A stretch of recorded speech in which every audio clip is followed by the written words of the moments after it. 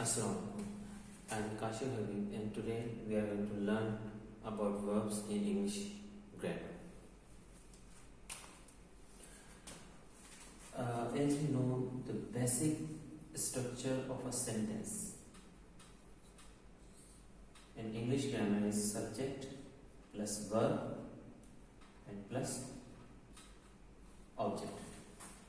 कि English grammar का simple sentence structure जो होता है उसमें एक सब्जेक्ट होता है, एक वर्ब होता है एंड एन ऑब्जेक्ट होता है. When we write a sentence, so there is always a verb. When we write a sentence, there is always a verb.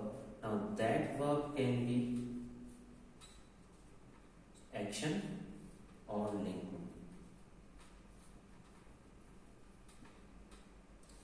That verb can be action or linking verb. Both of them cannot be together. या तो sentence में action verb होगा या फिर sentence में linking verb होगा. दोनों के एक साथ आने की पॉसिबिलिटी बहुत कम होती है. सो अगर आ भी जाए फॉर एग्जांपल, तो हम ये टॉपिक आज का समझने के बाद हमें अंडरस्टैंड हो जाएगा कि कौन सा लिंकिंग वर्ब है और कौन सा एक्शन वर्ब है.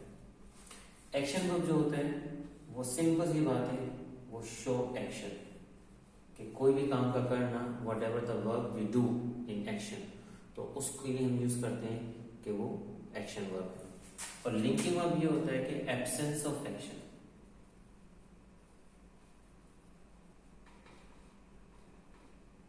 कि उसमें कोई एक्शन अगर हमें नहीं आता. फॉर एग्जाम्पल, जैसे अगर मैं आपको सिंपल सेंटेंस की एग्जाम्पल दूं, मैं कहता हूं ही वर्क्स देयर. अब यहां पे वर्क्स वर्ब है. सेंटेंस को अगर हम देखेंगे तो ये एक्शन हमें नजर आ रहा है कि एक्शन है, काम का करना जो है वो एक्शन नजर आ रहा है. लेकिन इसकी तनाजुर में अगर मैं दूसरा सेंटेंस लिखूंगा ही इज देयर, तो यहां पे इज वर्ब, लेकिन यहां पे हमें कोई एक्शन नजर नहीं आ रहा. यहां पे इस वजह से इसको हम लिंकिंग वर्ब कहेंगे. ठीक है. इसी तरीके से अगर मैं एक और सेंटेंस यहां पे लिखूं, they read books. Read is an action verb, कि किताबें पढ़ते हैं वो. लेकिन अगर मैं बोल दूं दे हैव बुक्स, अब यहाँ पे हैव जो है यहाँ पे वर्ब है, लेकिन यहाँ पे हमें एक्शन नजर नहीं आ रहा क्योंकि बस किताबें हैं. किताबें होना कोई एक्शन नहीं होता. When you tell someone that I have something, so यहाँ पे इसमें कोई एक्शन नहीं, बल्कि आप उसमें बता रहे हैं what is there with that person. तो यहाँ पे जो है वो ये लिंकिंग वर्ब होगा और यहाँ पे जो है ये एक्शन वर्ब. ठीक है. अब इंग्लिश ग्रामर क्योंकि बहुत वसी है and there are lot of verbs, इतने सारे वर्ब्स हैं कि उसमें डिस्टिंग्विश करना थोड़ा सा मुश्किल होता है. लेकिन इजीली इसको अगर मैं पुट करूँ तो लिंकिंग वर्ब्स जो होते हैं उनकी लिमिट थोड़ी सी कम होती है but as compare to action verbs. So will discuss linking verbs. Linking verbs अगर हमें समझ में आ जाएंगे देन एक्शन वर्ब जो है वो ऑटोमेटिकली अंडरस्टूड हो जाएंगे.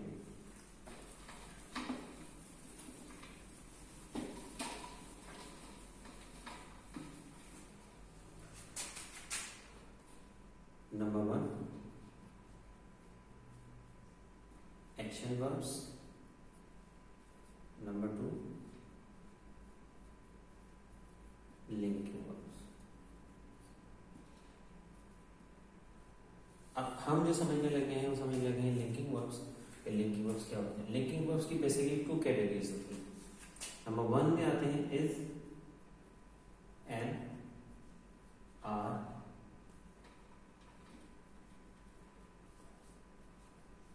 was, were, has, have, have. ये कैटेगरी नंबर 1 आपस कहलाती है लिंकिंग वर्ब्स. कैटेगरी 1 क्यों से कहते हैं? क्योंकि इन तमाम वर्ब्स के डुअल फंक्शंस होते हैं. नंबर 1 ये एक तो लिंकिंग वर्ब्स होते हैं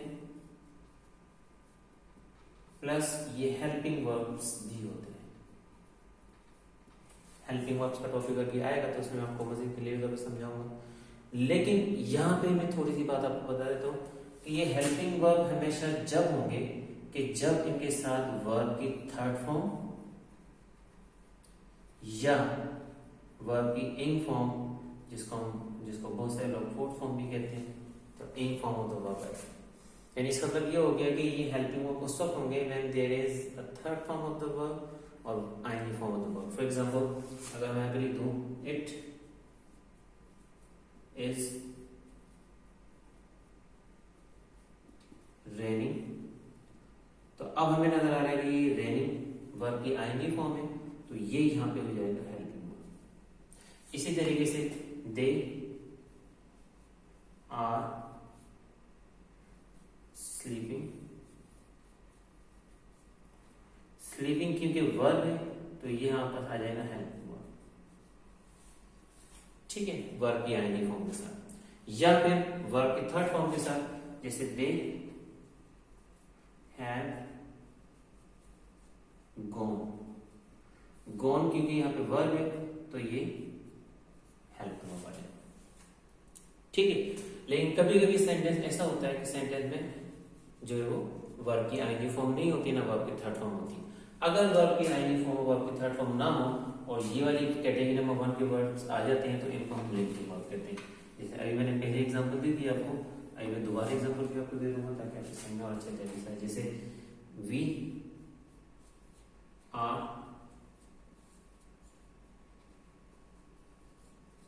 फ्रेंड्स, अब यहां पे सिर्फ आर एक वर्ब है, जब आर एक वर्ब है तो ये हमेशा जब भी अलोन आएगा हमेशा लिंकिंग वर्ब होगा। इसी तरीके से यू वर एट होम, अब वर्ब यहां पे लिंकिंग वर्ब है क्योंकि इसके साथ हमें कोई और वर्ब नहीं आ रहा। कभी कभी सिचुएशन ऐसी आ जाती है कि कुछ वर्ड्स ऐसे होते हैं, वो स्टूडेंट की समझ में नहीं आता कि वर्ब की आईएनजी फॉर्म नुमा वर्ड्स आ जाते हैं और स्टूडेंट्स कंफ्यूज हो जाते हैं कि ये वर्ब की आईएनजी फॉर्म है तो ये हेल्पिंग वर्ब होगा। उसकी मैं आपको एग्जांपल देने लगा हूं और उसको समझने का तरीका भी मैं आपको बताने लगा हूं बिल्कुल आसान सा, ताकि आपको जब भी कंफ्यूजन हो तो उसको दूर कर सकें। जैसे अगर मैं यहां पे लिख दूं इट इज बोरिंग, अब ये आपको कैसा लगेगा जैसे ये वर्ब है, उन स्टूडेंट्स के लिए कि जिनकी अंडरस्टैंडिंग लेवल इतना अच्छा नहीं है, इसको मैं आपको समझाता हूं। ये आपको लगेगा जैसे वर्ब बोरिंग। इसी तरीके दूसरा सेंटेंस वी आर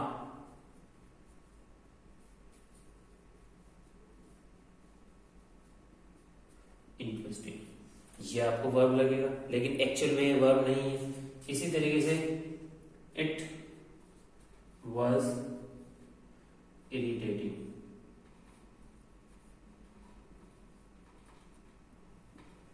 तो ये आपको वर्ब लगेगा बट एक्चुअल में ये वर्ब नहीं है। तो जब भी, अब जो बात मैं आपको बताने लगा उसको जरा वो सुनिएगा कि whenever there is ing form of the verb, whenever there is ing form of the verb, तो आपने क्या करना है, आपने उसको देखना है कि वो वर्ब की ing form progressive action show कर रही है या नहीं कर रही। प्रोग्रेसिव एक्शन शो का मतलब होता है कंटिन्यूअस एक्शन है या नहीं है।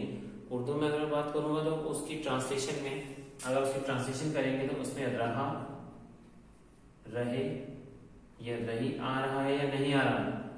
अगर मैं वैसे ही बात करूं आपको समझाऊं तो मैं बोलूंगा वो प्रोग्रेसिव टेंस, जैसे आई एम टीचिंग, अगर मैं यहां पे लिख दूं I am teaching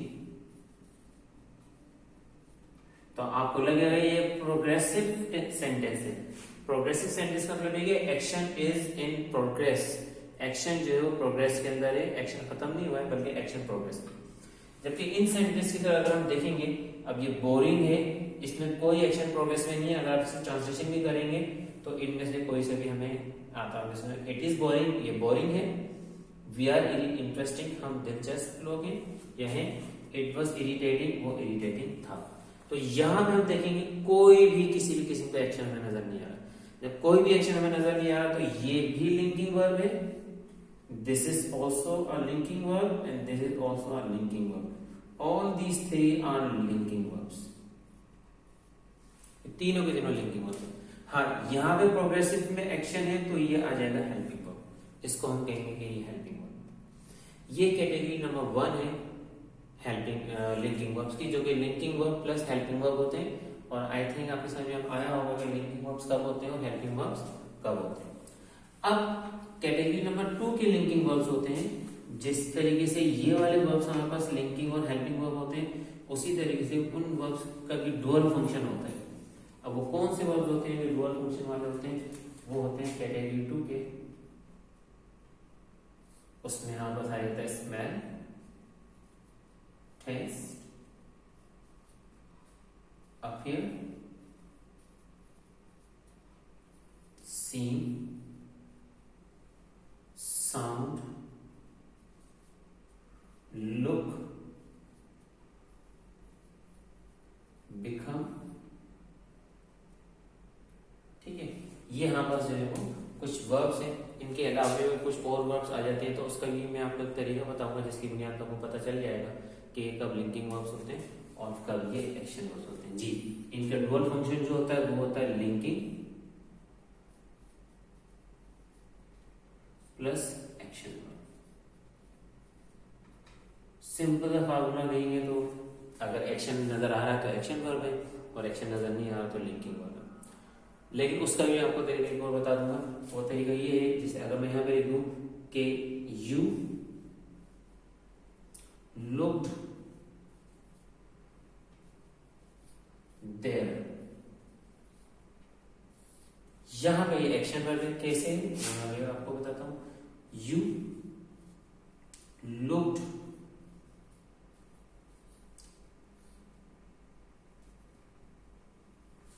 amazing.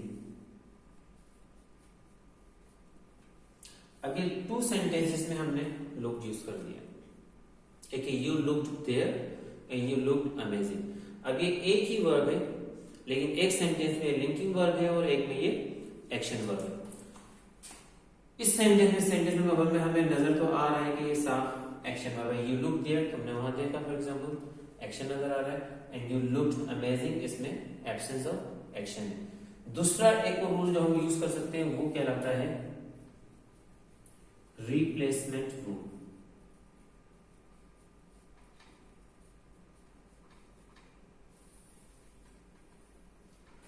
Replacement rule का मतलब ये होता है कि जब भी कोई भी ऐसा वर्ब आ जाए जिसमें आपको कंफ्यूजन हो कि वो लिंकिंग वर्ब है या फिर वो एक्शन वर्ब है, तो उसको आप रिप्लेस करके देख सकते हैं इज, एम, आर या वाज वर्ब से।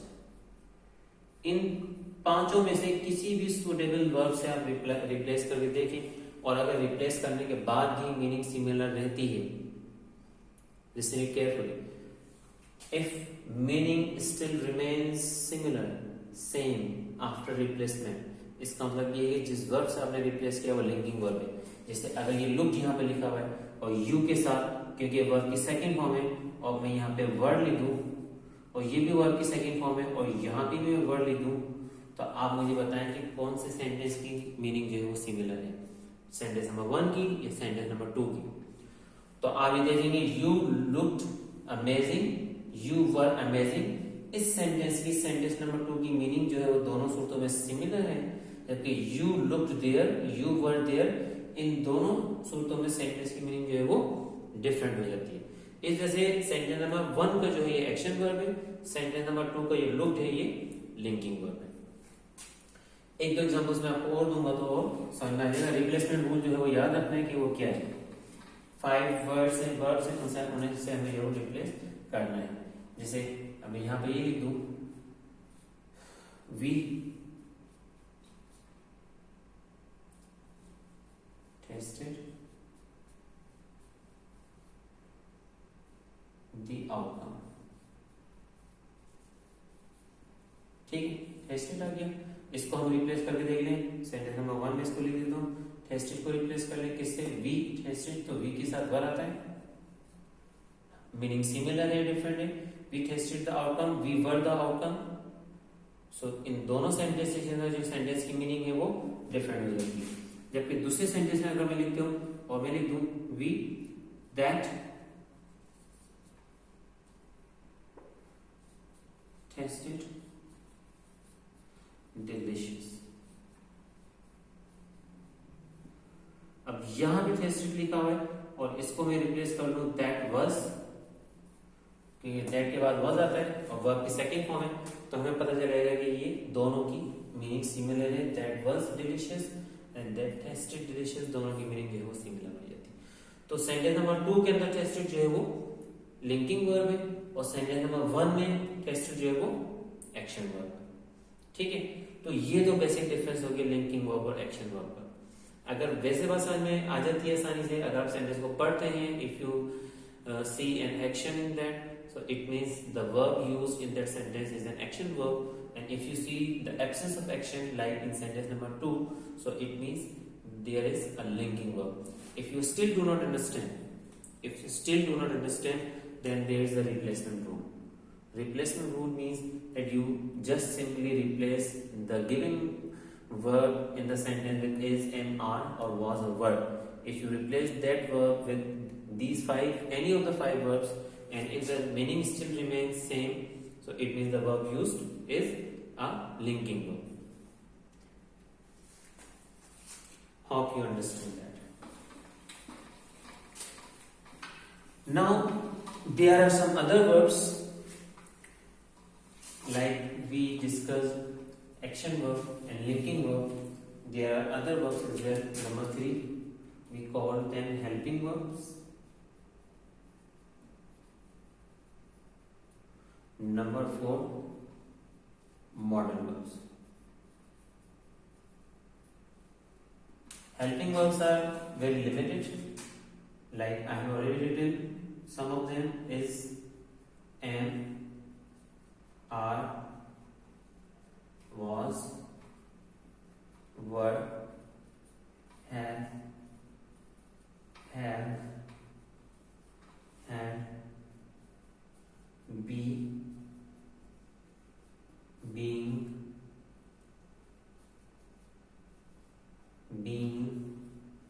do, does, and did. These are some of the helping verbs. Now they are helping verbs when there is, पहले ही मैंने मेंशन किया था, ये उस वक्त हेल्पिंग वर्ब होते हैं when there is either third form of the verb or in form of the verb.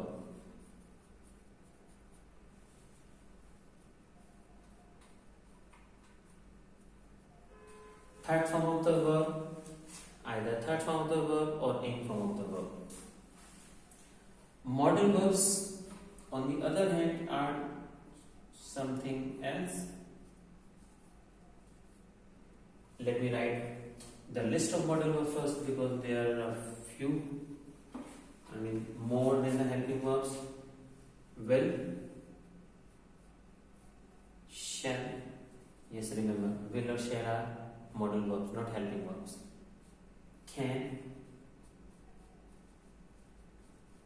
may, would, should, could, might,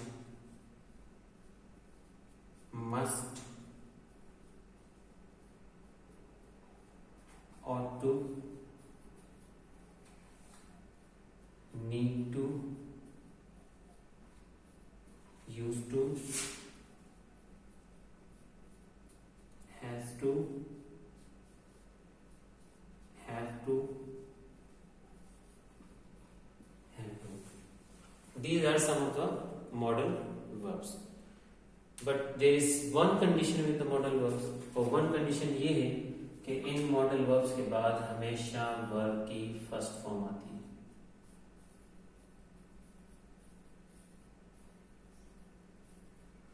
verb की कौन सी फॉर्म आती है? First form of the verb हमेशा आती है। कभी भी सेकंड फॉर्म नहीं आएगी, कभी भी थर्ड फॉर्म नहीं आएगी, कभी भी वर्ब की इन फॉर्म नहीं आएगी। अगर यूज करना है, रूल वही रहेगा कि अगर आपको वर्ब की इन फॉर्म या वर्ब की थर्ड फॉर्म यूज करनी है तो हेल्पिंग वर्ब आना चाहिए। हेल्पिंग वर्ब के बगैर वो नहीं हो सकती, अलबत्ता मॉडल वर्ब के साथ वर्ब की हमेशा फर्स्ट फॉर्म आएगी। ठीक है, और अगर जब भी आपको थर्ड फॉर्म यूज करनी पड़ेगी तो थर्ड फॉर्म यूज करने के लिए आपको क्या करना पड़ेगा? वो आपको हेल्पिंग वर्ब यूज करना पड़ेगा। उसकी मैं आपको एग्जांपल देता हूँ, तो एग्जांपल मैं आपको दूंगा तो आपको समझ में थोड़ा सा आसानी से आ जाएगा। फॉर एग्जाम्पल अगर मैं यहाँ पे ये सेंटेंस लिख दूं और मैं लिखूं आई माइट बाय समथिंग,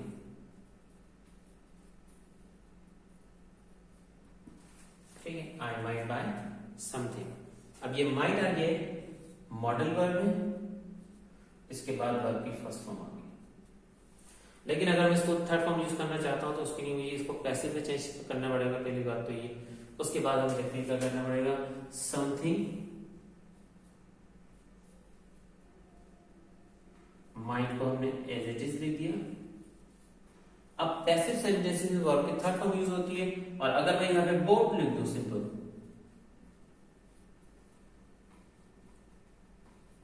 तो सेंटेंस हो जाएगा समथिंग माइट बॉट बाय मी, तो इलॉजिकल सा सेंटेंस लग रहा है। तो यहां पे हमें एक हेल्पिंग वर्ब यूज करना पड़ेगा be, something might be bought by me, ठीक है। तो इस तरीके से हमने देखा कि मॉडल वर्ब के बाद वर्ब की कभी भी थर्ड फॉर्म नहीं आती। थर्ड फॉर्म यूज करना है तो हेल्पिंग वर्ब हमेशा आएगा, मॉडल वर्ब के बाद हमेशा वर्ब की फर्स्ट फॉर्म होती है। होप यहां तक का टॉपिक आपके समझ में आया है। बाकी जो वर्ड्स रह गए उसको हम पार्ट 2 के अंदर डिस्कस करेंगे। Thank you for